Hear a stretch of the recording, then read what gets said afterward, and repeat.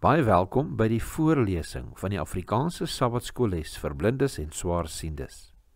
Hierdie lesse word voorsien deur die Wêreldkonferensie van die Sewende Dag Adventiste Kerk.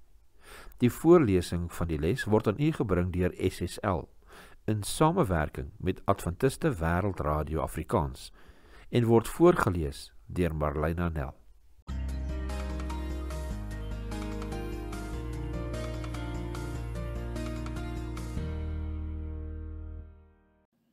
Vrydag 28 November. Kom ons open met gebed. Liewe Vader, nog 'n week, nog 'n les. En ons sê vir U oneindig baie dankie dat U ons gelei het tot waar ons is vandag.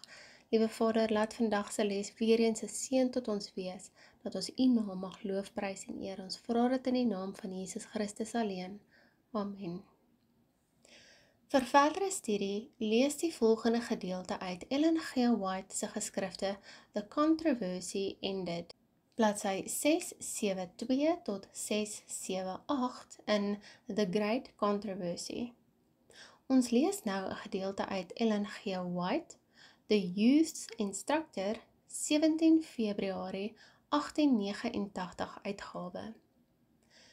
Ewig is ons redding, wanneer ons deur die poorte van die Godstad gaan.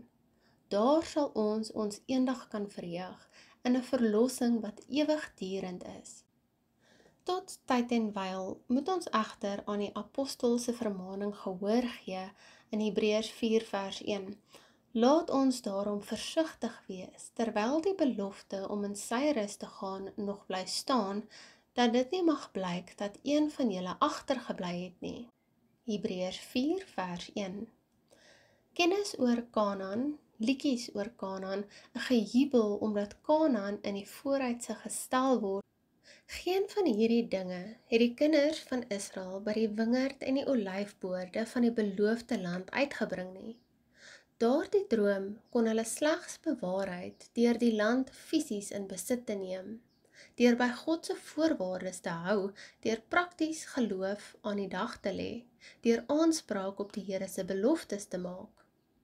Ellen G. White, The Youth's Instructor, 17 Februarie 1889 uitgawe. Ons lees nou 'n gedeelte uit Ellen G.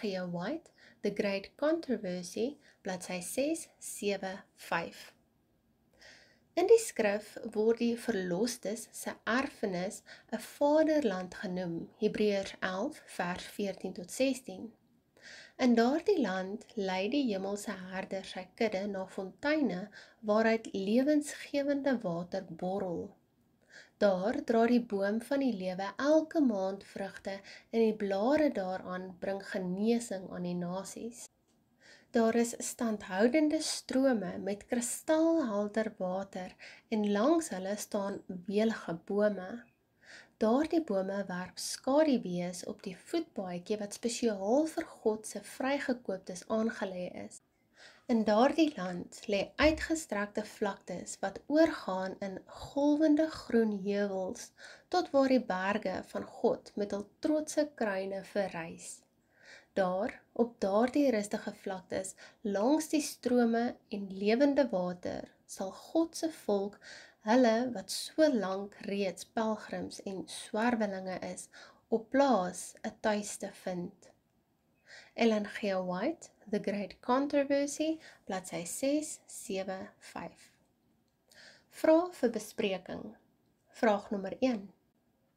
Bepeins die beloofde land as 'n versinnebeelding van die lewe in oorvloed wat Christus aan sy volgelinge in Johannes 10 vers 10 beloof het. Let op Kanaan as 'n beeld.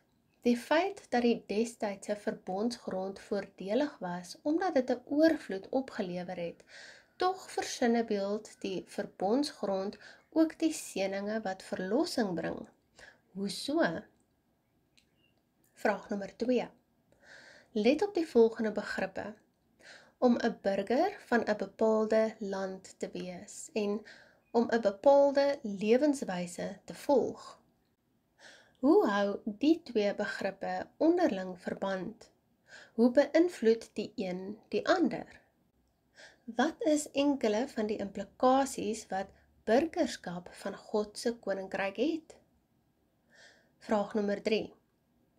As mense beleef ons periodiek teleurstelling, of vanweë ander se verbreekte beloftes, of as gevolg van die verbreeking van die aan onsself, waarom kan ons egter op God se belofte staatmaak? Vraag nommer 4. Let op die belofte oor die nuwe aarde. Hoe kan ons dit waarlik en op 'n konkrete wyse nou reeds deel van ons ontvouende toekoms maak?